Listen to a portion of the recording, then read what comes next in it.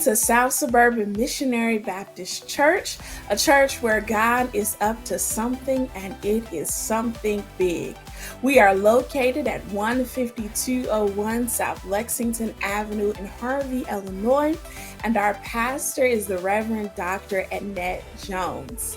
Welcome to our midweek moment. I am Reverend Melanie C. Jones, and I serve here at South Suburban Missionary Baptist Church.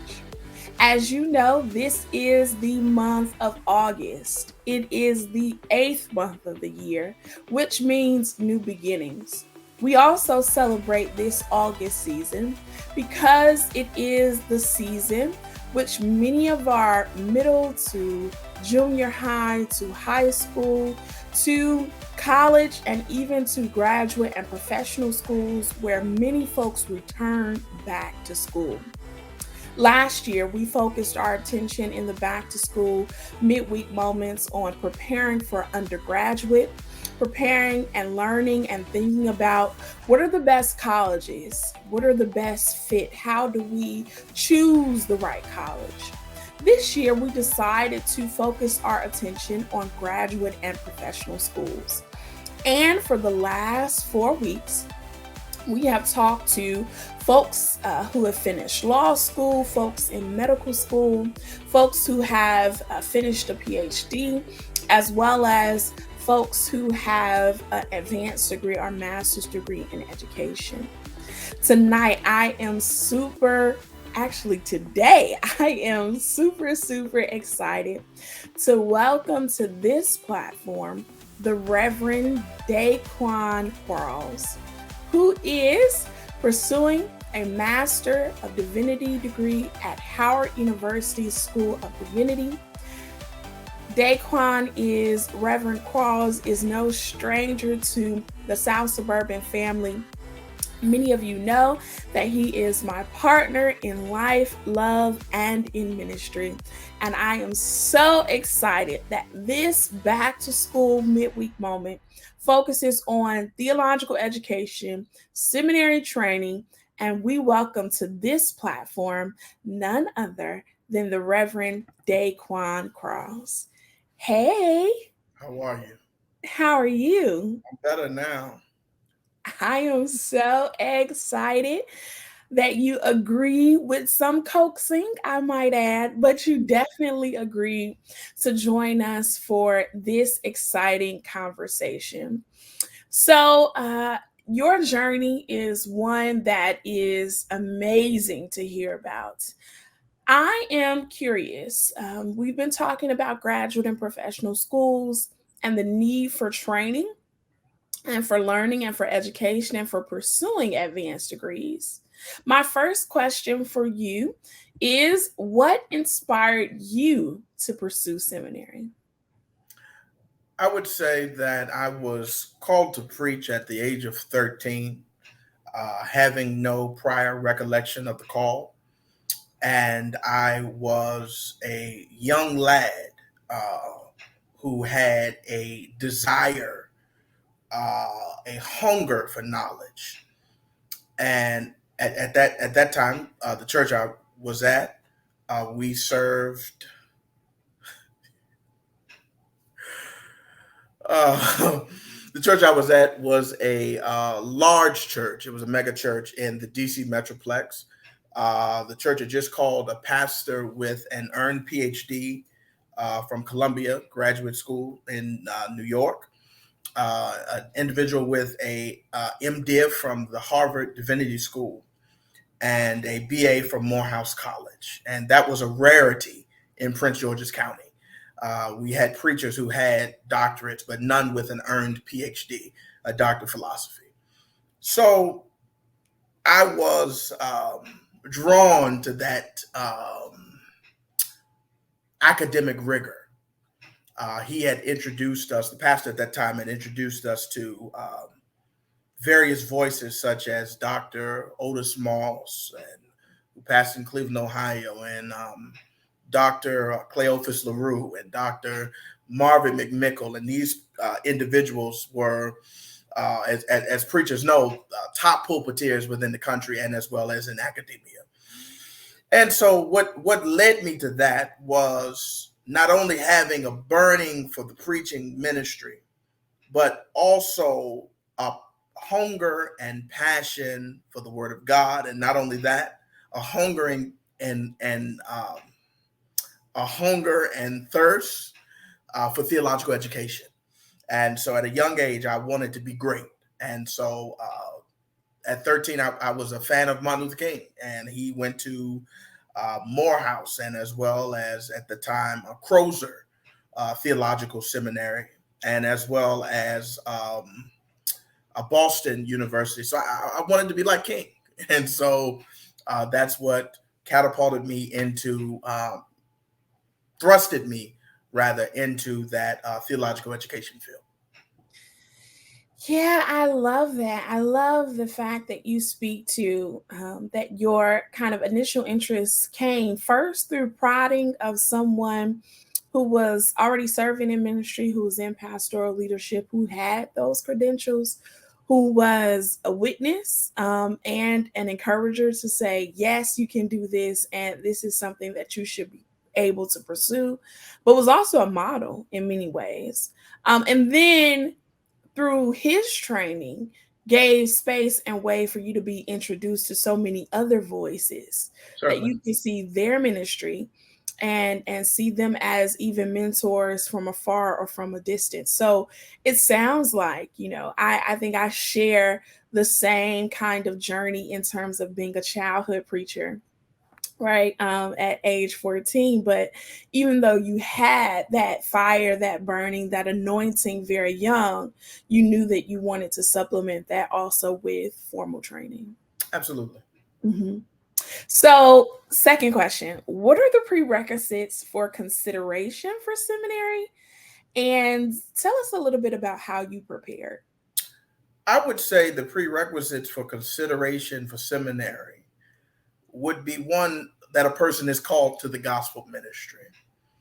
And not only called to the gospel ministry, but to have some type of interest, some type of curiosity, some type of foundational rooting in what theology should be and what it is or what it is not. Have some type of.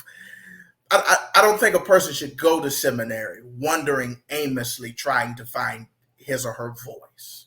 Now, I'm not saying that you cannot discern along the journey what your footing may be into the ministry, but I would say that the prerequisite for seminary, in my opinion, is to one, to identify that there may be a calling, there may be there may be a spark somewhere that needs to be cultivated and fostered. How I prepared for seminary, I did my undergraduate work at Virginia Union University, and I have a bachelor's in religious studies, a master's in education, and for me, seminary was, again, no, not for me. For Virginia Union was the incubator that kind of ignited my theological education. Now it was very it was ignited. I'll say that it was ignited. But that was just one top, one tier of that. I would say that I prepared by being open minded, being able to debunk all that I was taught.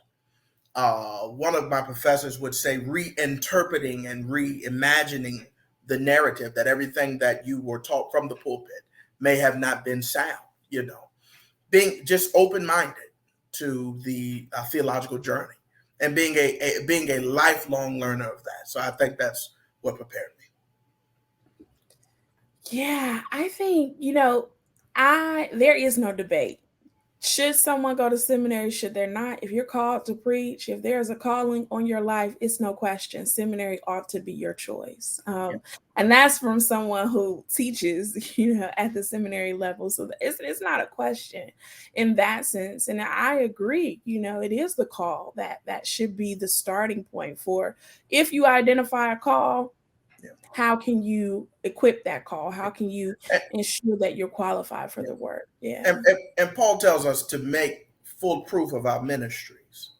I'm not one to quote Pauline epistles, but we ought to make full proof of our ministry, that if there, and I agree with you, Melanie, is that if there is a genuine and authentic call, it must be a call to preach is a call to prepare.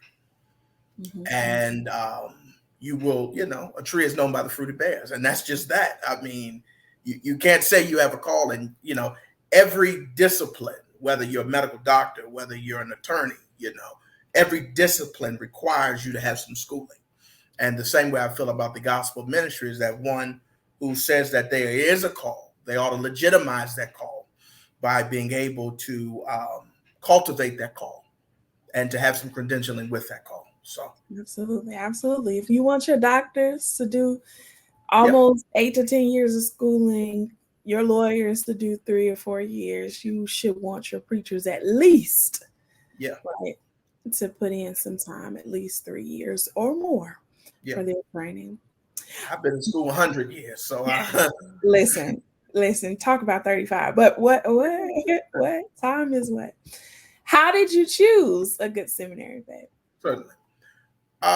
So at the time of my finishing at Virginia Union University, I on the campus of Virginia Union University, we had the Samuel DeWitt Proctor School of Theology. At that time, in 2014, it was the dean was Dean John Kinney, and who I think is a tremendous gift to the theological education field, and also preaching phenom. But I was not led to Virginia Union for seminary. I think that to find a good seminary is to do some self-reflection. What do I hope to do while in seminary? And what is my end goal? That being said, I think that Virginia Union is a great place. It births preachers. It births people knowing the dialectical method and the correlational method and all of these different methodologies of preaching. But its foundational skills is for preaching. I didn't see much of that. I'm talking about for me. I can't speak for any other preacher. I didn't see it giving me the necessary tools to, how do I say this, to effect change in a public ministry. I'm only speaking for me. So I already had the Virginia Union experience. So for me, I researched institutions that notable alumni have went and have came through and have been able to give back to those institutions. And so for me, I landed at the first seminary I went to was Wesley Theological Seminary. An associate minister at the church I was serving at the time as executive minister said they're giving out minority scholarships and I ought to go. And I went and I left. It was a United Methodist seminary, and it just didn't work for me. Then I got called to a church in 2018 and did a semester at Duke, and that time was short-lived. And so, finishing up seminary studies at the Howard University School of Divinity, because for me, I believe that the seminary a person chooses is what they align not only their theological values with, not only their theological views with, whether liberal or conservative or however, but also one where a person can lay his or her anchor. And for me, the Howard University School of Divinity is that place. I love how you say the Howard University School of Divinity. Howard is our stomping ground. It's a place that we share. Howard, I'm a undergrad from Howard, and DeQuon is obviously soon to be Master Divinity grad from Howard University, the Howard University School of Divinity. But I think I hear what you're saying, and I have a similar kind of story in that sense that, I went to Howard for undergrad, and when it came time for seminary, I wanted something different, even though I aligned with the experiences, obviously, and the culture at Howard. I just needed some different energy, and that landed me obviously in Nashville at Vanderbilt. But in many ways, just as you shared about Virginia Union being a place that birthed and ignited that fire that you already had and gave you some of the tools, it also helped to support your journey through three different kind of places that you navigated, but all gave you something for what you needed in the moment, right? So Wesley gave you an introduction, got your feet wet with that. I didn't name the school, you did. So yeah, you're right. Duke did what it did for you, and then Howard, the Howard University School of Divinity, has also been helpful. And I think what I learned most from what you shared too is that if it's not the right place, it's okay to find another. Yeah, absolutely. Right? It's okay to start over. And I would say that the two institutions you named, Wesley and Duke, they allowed me to read widely, voraciously, to be introduced to other authors than those of our hue and our color. And so, whereas at Howard, the school I attend, they are, they're more, we are more, Afrocentric, So we're not reading, the Bootmans and the Motmans and the Tillich, and you may be introduced to those, but you're not really being birthed in that. You follow what I'm saying, Melanie? Yeah, I think what you pointed to was values, right? And it is not a sense that reading those classics, and I hate to say classics because that suggested depends on whose view it is. Dead white men, and that's not always classics in theology or in theological education, but reading these voices that we've assumed to be, or we've aligned with, deep theology, right, or rigorous study, right, that is dependent upon the values of the institution. That might rename those figures as different. So Howard might prioritize figures like James Cone or Katie Cannon or Dolores Williams or J.D. Otis Roberts, right? Or James Evans, God bless the dead, right? But Duke might align more with, the Howard Wasses and the Tillichs and the Barts and all of that, right? So I think it's a pointing to values, and it is not the sense that I think that the canons are different in terms of what rules do they measure by. And so in terms of choosing a good seminary, is also understanding what values those seminaries have, and that will also help you understand what kind of education you might receive. And not only that, I'll piggyback off what you said. Not only that, studying what faculty are there and what institutions they attend, because sometimes you may have someone with a liberal theology and you're a super moderate or conservative. And so you want to go to a place where, again, you're aligning with them as well. Yeah, I think to that point, seminary is going to stretch your own theological beliefs. So finding a place that challenges and pushes you, but also is a good fit in terms of alignment is important. So that brings me to this next question. What are the typical costs associated with theological education? Jesus. Confession is good for the soul and bad for the reputation. I would say this, and I'll borrow this from a famous literary work, The Cost of Discipleship, is that when Christ calls a man, he calls him to come, bid, and die.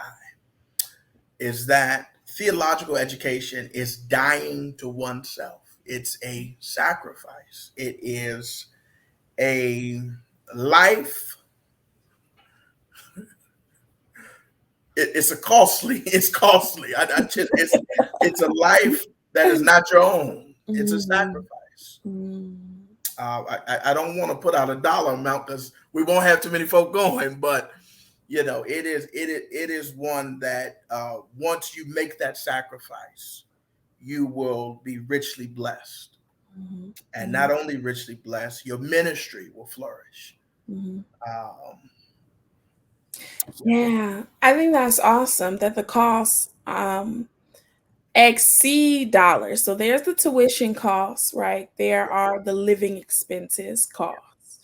But there's some cost of the soul, I think that yes, happens in terms of seminary. That is a time and a sacrifice agree, and a vulnerability, a agree. transparency, a kind of coming to know oneself. My theology professor and my advisor, Dr. Joanne Terrell, she always says the first theological scan you have to do is of your own story.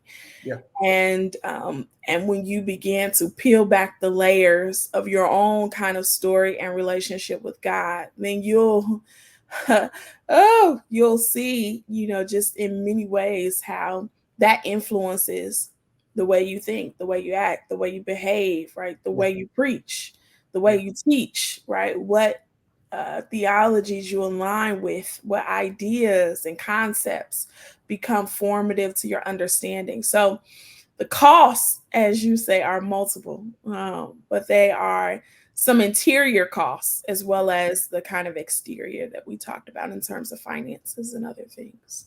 if you're going to seminary to get rich, this ain't the place. But if Yeah. you're going to seminary for life altering and life changing experience, this is the place.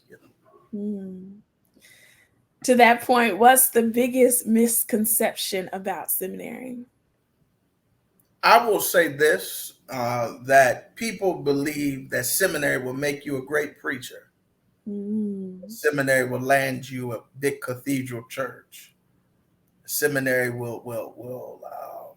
you'll lose your Jesus when you go to seminary. Mm. And the reality of it is this: is that what you get out of seminary is what you put in it. How you plant yourself in studying and in learning and understanding and the community, the beloved community at large. That is what will make you, um, and that will birth you, if you will. So Hmm. Hmm. Yeah, I also hear these misconceptions like seminary is Sunday school. Mm-mm, mm-mm. it is if you went to Bible college. But it's more than that, right? It is. It's It is. certainly more It than is. Seminary. To take it a step further. Seminary is not only the wrestling within, but also understanding where you find yourself in the grand scheme of it all. Where that. you find yourself, whether it be, as James Combs say, on the side of the oppressed, those who James Howard Thurman would say, those who are disinherited, where you find yourself at. So, I mean, for me, seminary, I would say seminary is a life changing experience. It is one that at 30, I believe that everyone should go who believe they have a call. And not only should go, but you find in seminary, if you're really called to this, Mhm. God will meet you along the journey. That's just what I see. Absolutely, absolutely. I'm thinking about this in terms of your career. How does this seminary degree, right? We talked about the costs for sure, and we talked about the misconceptions, but how do you see this seminary degree informing your career? Well, I was called to my first church at 25. So at 25 years old, I was called to this church because I was in seminary. And so life after seminary, if I got a church while I was in seminary, then life after seminary, I know that God can call me to greater.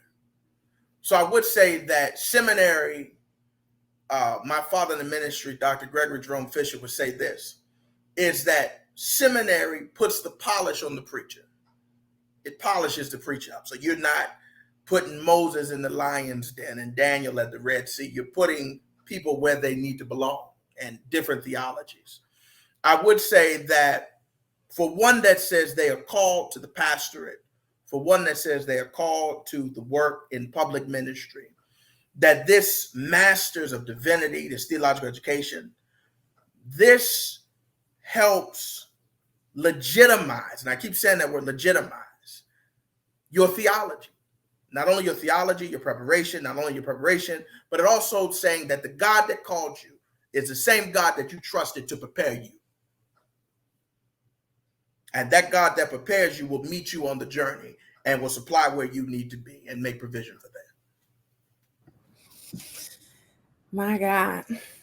I think to back up just a second, for folks who are thinking about seminary, there are a number of different degrees. Sure. The Master of Divinity in particular is the terminal degree for those who are interested in usually pastoral ministry or some other form of public ministry or even some aspect of public service. And when you talk, Reverend DeQuon, I hear you saying that your calling is to the pastorate. Certainly. And the Master of Divinity will certainly be the pathway, the preeminent pathway towards that end for sure. And that this degree is giving you not only the credentials, but also the ability to, as you said, make full proof of your ministry, certainly, but inform you in a way to be able to really care for the souls of people. Certainly. Mm-hmm.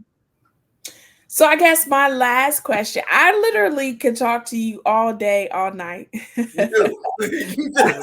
I do talk to you about this kind of stuff all the time. Because I think this is not only are our callings intertwined, right? We'll have to have that conversation on marriage and stuff like that. But I think it's so important to learn about, I think partnering requires that you learn about one another's careers, one another's pathways, one another's journeys. Here, my last question tonight are, what are the benefits? We talked about the costs, the weightiness, right? We talked about the misconceptions. We talked about career options and choices. But what do you think as a final question for tonight? And whatever you like to leave with our listeners tonight, what are the benefits of theological education? Certainly. The benefits of theological education, I would say, are life rewarding. Let me borrow this quote, and then you'll know where I'm going with this. Dr. Frank Thomas, Christian Theological Seminary, says, "You are not called to preach, you are called to prepare. And if you prepare, you will preach where only prepared people preach." That, in a nutshell, is about theological education. That there ought to be some formation in your calling. There ought to be some preparation behind that which you're saying, is legitimizing your call. And the Holy Spirit and God, Theos, will do the rest. So that's all I have. I think that's it. I think it's no more to say there. And our conversation tonight makes me think there are some more aspects of this seminary journey that I think folks need to learn about. But I hope that this gives people a window seat if you're considering seminary, to think about some of what we're sharing here. For folks who are saying, I don't understand why preachers go to school.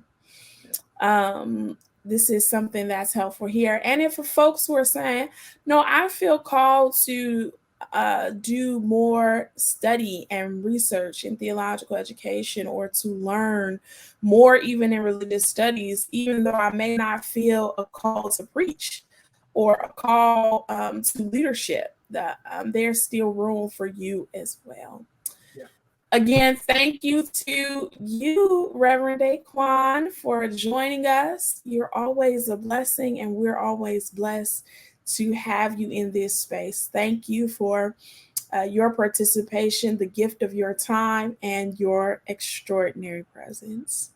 And to all of our South Suburban followers, covenant partners, friends, members, family, everyone, thank you for joining our back to school midweek moment. I'm sad to say, but this is our last one for the August month. And we hope to be back next year, or even at the end of the year, to continue to talk about these themes, because I believe that education is the practice for transformation. And this kind of learning is important for us to have in these kinds of spaces to share with our folk, and to spread the good news about how we can learn and grow together. If you are joining us online, you can continue to follow us at SSNBC on YouTube, or follow us at SSNB Church on Facebook. You can also sign up for SSNBC updates at southsuburbanmbchurch.org, or you can send us a donation to support us at paypal.me/SSNBC. Again, this is your last back to school midweek moment, and it has been my absolute pleasure to serve as your host. And I wanted to just let y'all know that all of the people that we talked to this month of August have all been Howard folks. So kudos to folks that we've encountered on this journey.